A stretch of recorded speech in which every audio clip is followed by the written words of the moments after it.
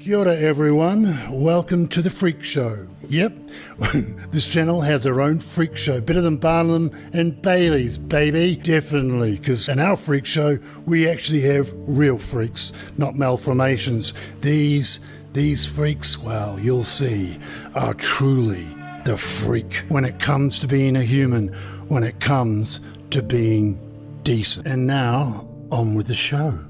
Here's a freak for you.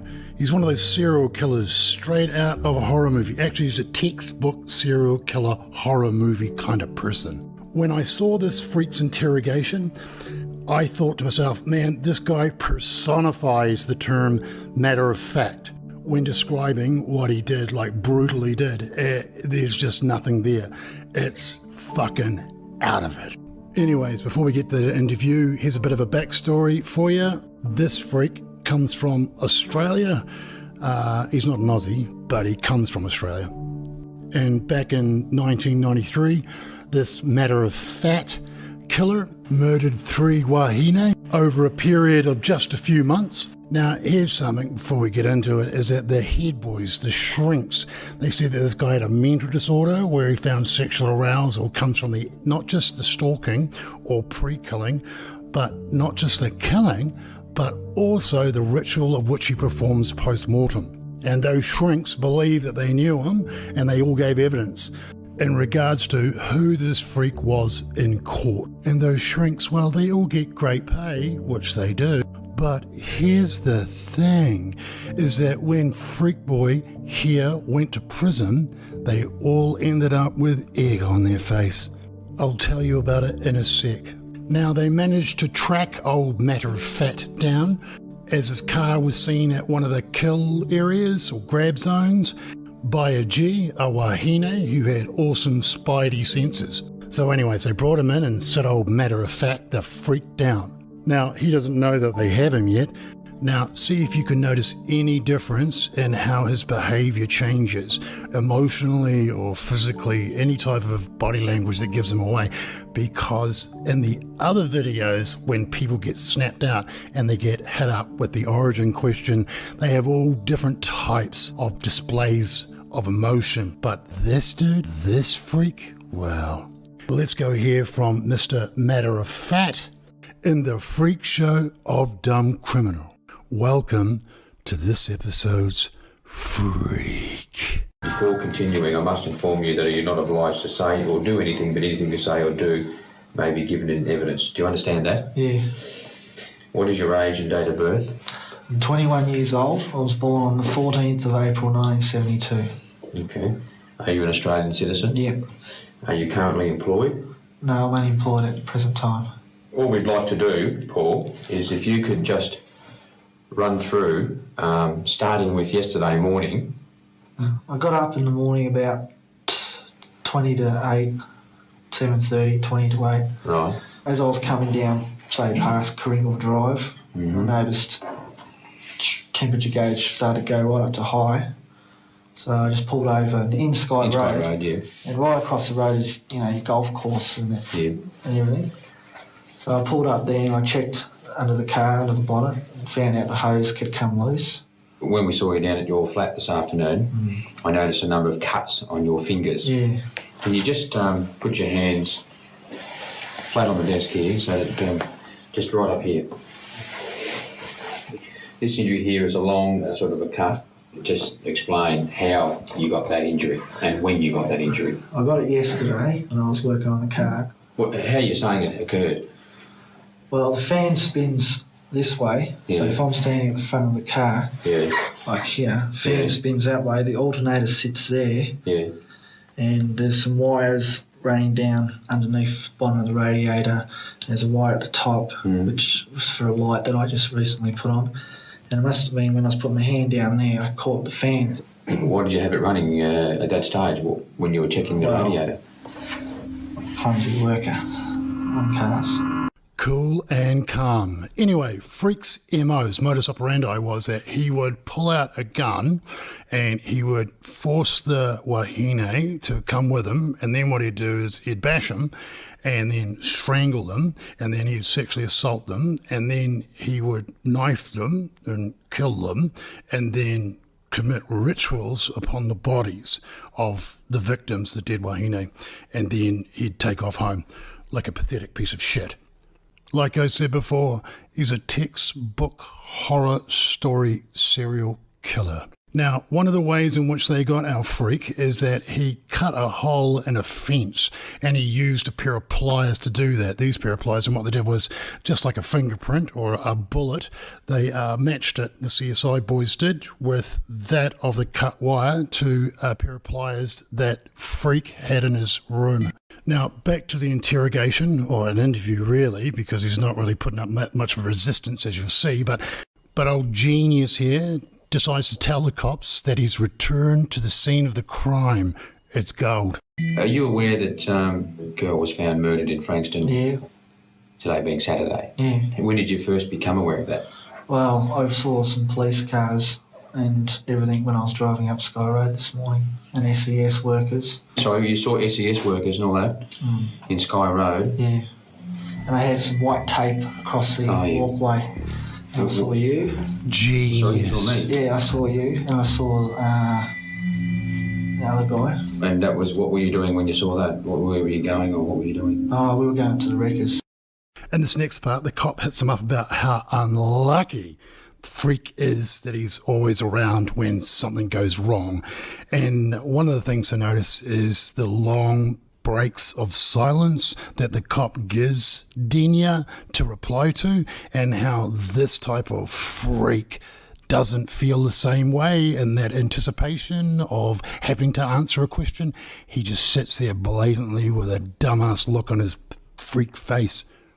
Yesterday, your car was parked opposite the location where the body of Natalie Russell was found.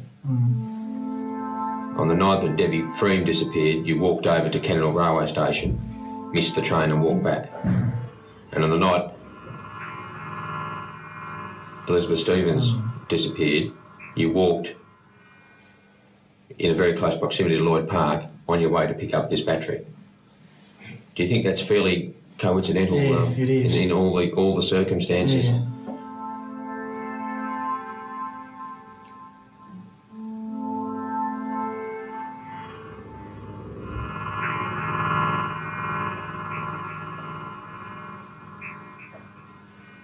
Are you responsible for the deaths of any of these women? No. Oh, well, that's lucky then. You can go now.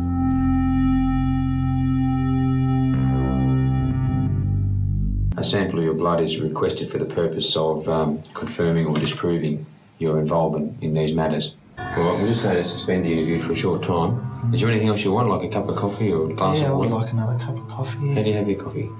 White with two. All right, I'll get you a cup of coffee, all right? Just have a short break.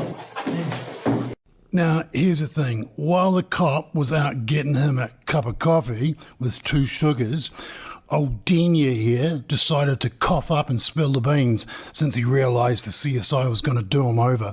So he's told the other cop, and now this cop hits him back up about what he said.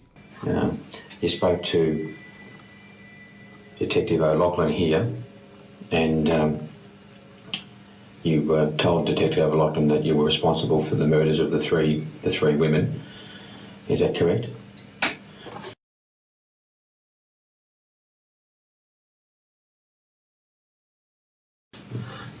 Just tell us in your own words, Paul, what happened in relation to the death of Elizabeth Stevens at Langwarrin.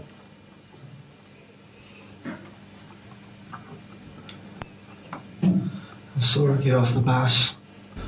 I walked up behind her, stuck my left hand around her, ran her mouth like this and held a gun to her head right here. I started choking her with my hands, and she passed out after a while. And then I pulled out the knife. Okay. And I dragged her to where she was found. Then I threw 2 branches on her body. Can you tell me why you attacked her on that night? Just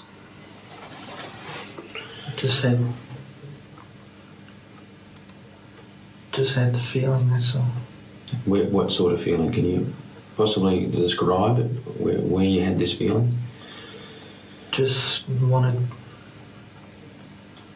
Just wanted to kill. Woman, Wahine. He hates them. This next clip's out of it. This Wahine, one of his victims, named Deborah Freem. She was a young mum, and she had popped out to the store to pick up some milk and just never came home. Now, 5-0 found a car like in the middle of a paddock somewhere, and it had a smash in the front of it, and they figured out, the CSI boys, that it was brick or some kind of dust from bricks, but they just couldn't put 1 and 3 together. Jenius, the freak, explains what actually happened. Okay, can you tell us what happened here?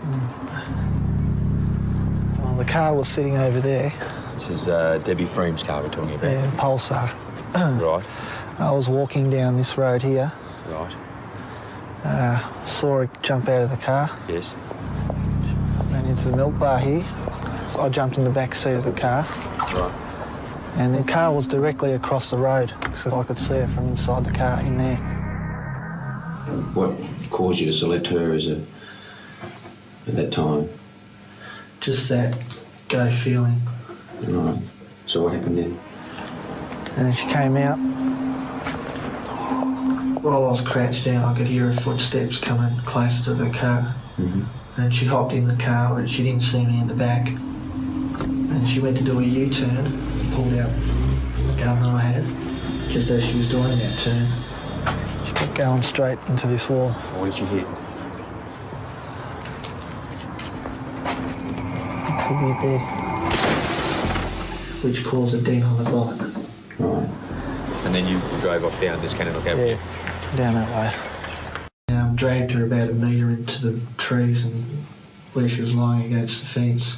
And I broke off 2 branches off the nearest tree and threw them over her body. And I hopped back in the car again and I adjusted the seat to match my height because she was a lot smaller than me. And headed back Madden Street. Why to Madden Street? Wasn't too close, wasn't too far from home.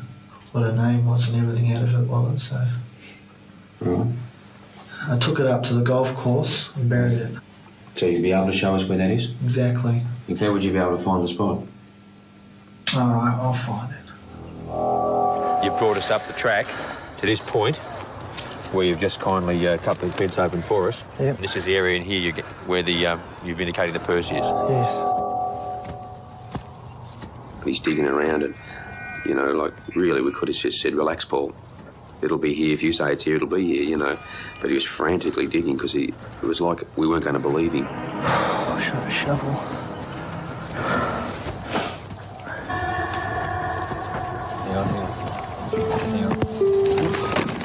Just hold it there. Just shake a bit of the mud off if you can, mate. So that's the location where you buried the purse? Yep. And who does that purse belong to? Debbie Freem. I'll put it in the bag. The last of this freak's victims was a young lady called Natalie Russell. She was 17 years old. And freak here, this Jenius, he grabbed her from a bike path and dragged her through this big hole in the fence that he cut with those pliers I mentioned before. Anyways, thank God for postie workers with spider senses. What can you tell me about this? I went up there earlier that day and cut the holes in the fences. What did you use to cut the holes in the fences? Pair of pliers. I stood here and watched Natalie Russell walk around the corner. And then I went through this hole and waited behind the trees there. Right. Until I saw her walk past here and heading that way. Right. And when she got about 10 metres down the track here, I came out of the fence. As we're walking along here, are you still maintaining that distance behind her? No, I was getting closer each time. I walked along the grass like this, wouldn't make a sound. So you wouldn't be heard? Yeah. I was armed with a red-handled knife. Where'd that come from? From my place. Is that all you had? Yeah. Just a red-handled knife? Oh, and a leather strap. You would have found it at the scene, in 2 pieces. What was that used for? Strangling. What was that from? There was a strap off a pair of binoculars I had at home. I grabbed her here around the mouth, Yeah. in the left hand, like this. Yeah. I dragged her through here. It's crazy, eh? The cop looks back to his mate like, what the fuck is this dude? Honestly, just no emotion, no nothing on this freak. Anyways, back at the station, the cops hit him up again about why the hell would you do this to anyone? Why would you do it? What did you want to kill her for?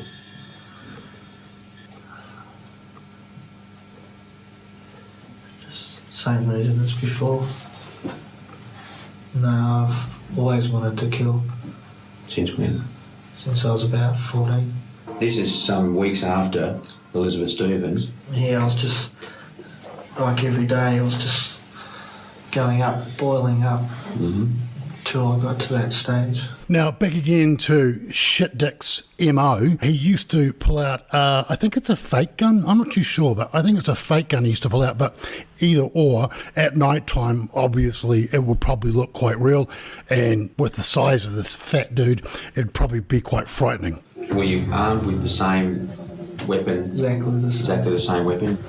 Was that the weapon you used when you first approached Elizabeth Stevens? Yeah, that's the one. And the same with Deborah Freem? Yep. Same as the woman at Seaford Railway Station? Yep. Now, here's something else about Dipshit, is that he attacked a young lady, and this young lady actually fought this fat prick off and got away, so they had him up about that. If that lady hadn't have got away, what would have happened to her? I would have killed her. I've been stalking women for a few years. Right. In Frankston.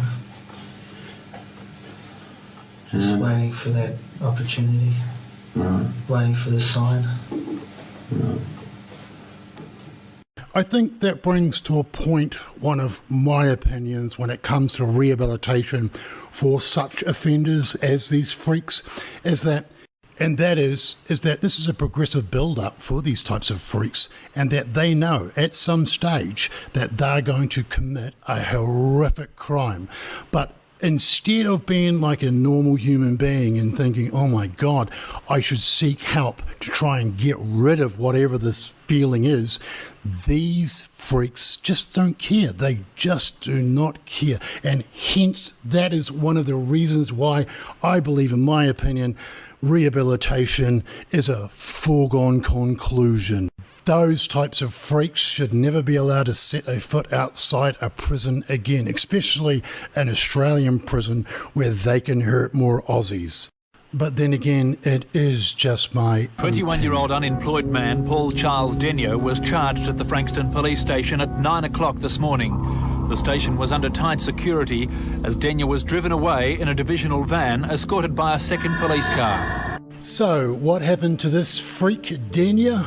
Well, the judge, he gave him life, which isn't life, it's 30 years for this creep, and that is a non-parole period. Now, before we wrap up this episode, there are just two more things to say. The first one is what I said at the start of this, when it comes down to those shrinks that gave evidence at the court case that said that they had figured Jenius out and got the egg on their faces.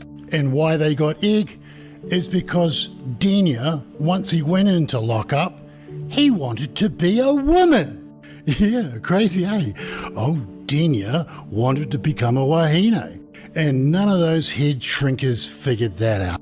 And number two is the reason that we've made this episode the way in which we have, and that is a message to our brothers and sisters in Australia, the Aussie. That 30 years, that sentence that was given to him, that wasn't his original sentence. He got 30 years, which means that he gets out in 2023. And this message, our message to the Aussies, this is definitely for you guys, because this freak, this sideshow freak, he's never going to be able to leave your shores at all, ever. No one will have. He's never going to be on a plane anywhere else, eh? Like, no one will take that thing. He's yours. So it's like, well, if you have one of those things, I would definitely say one of those things needs to stay in prison until it is either old, beyond repair, or dead, or dead. And apparently that is exactly what the judge and the original sentencing judge in Australia and the Australian courts did. Yeah, that's when I read this case, and I read this case ages ago, but then this doco's now come out, and it's like, holy shit, man, I read about this dude, and when I was reading him, I was thinking, here's what I thought. I thought, if Australians had the death penalty, right? Like, just say you had. Australians had a death penalty. Would you say that the crimes that this thing did, this freak, would that call for that penalty to be given? And if you think yes, then if you don't have the death penalty, then you need to have law which does the following. It keeps these freaks inside for like ever. You know, if you are gonna ever consider them for parole, it has to be based on something like a health thing, and they've only got like maybe a couple of days to live or something. I don't know, you know, that bit you have to work out for yourselves. But you definitively need to keep this thing inside, because you know, I know, we all know this thing will definitely kill another one of you guys. And that's why we made this episode pointed towards the people of Australia, our Aussies. All of you Aussies need to be completely aware that this thing is going to be getting up for parole this year. And what I believe you guys should do is go grab this guy. And who is this guy? This guy is the original sentencing judge. His name is awesome. But you need to ask this guy if you've got him on your side. I'm pretty sure you could have quite a good run at getting that legislation through the House. This judge, the original sentencing judge, I do believe, in my regards, is that he is correct. Because this judge, this Aussie, gave that Jenius freak life without parole. And that is perfect. But that ruling that he made, that sentence, the appellate courts, the Supreme Courts looked at it because it was challenged, and they won. They fucking pushed it back because they said that he pleaded guilty. So by way of that, the law could be argued that he has to receive a minimum, because there was no law that says you can. That's the thing with law. Sometimes dickheads win. And that's when you have to say, well, is he really a dickhead, or is he just enforcing the law? Because if he's just enforcing the law, then you know that that law needs to evolve.